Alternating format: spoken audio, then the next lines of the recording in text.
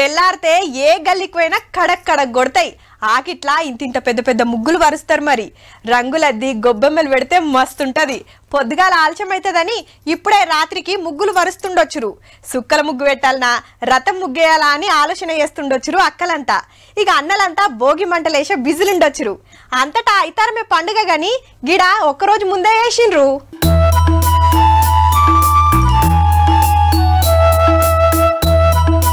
మట్టి కుండల పాలు వంగిచ్చి పొంగల్ వండుతుంది గవర్నర్ మేడం.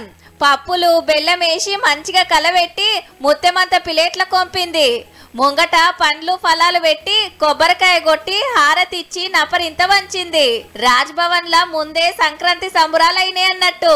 తెలంగాణ ప్రజలందరికీ సంక్రాంతి పొంగల్ శుభాకాంక్షలు. మీ అందరూ సంతోషంగా ఆరోగ్యంగా ఆనందంగా ఉండాలని దేవుడిని ప్రార్థిస్తున్నాను. ఇటు చూడండి సంక్రాంతి సంబరాలు ఎట్లా నడుస్తున్నాయో. ముగ్గుల పోటీలైతే జోరున్నాయి అబ్బా. రథాల ముగ్గులేసి రంగులు నింపితే ఎంత ముద్దుగున్నాయో కదా. జై జవాన్ జై కిసాన్, ఇంటికి దీపం ఇల్లాలు, బేటీ బచావ్ బేటీ పడావ్, అయోధ్య రామయ్య పేరు మీద తీర్ ముగ్గులు వరిస్తే సూపర్ వేసినోళ్లకు ప్రైజులు ఇచ్చిండ్రు. పండుగ చేసుకోనరని.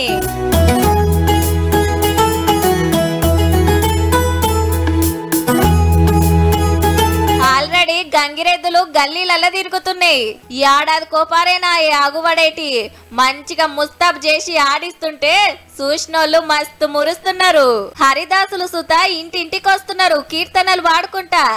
ఇక పిండి వంటల గురించి ఎంత చెప్పినా తక్కువనేనబ్బా.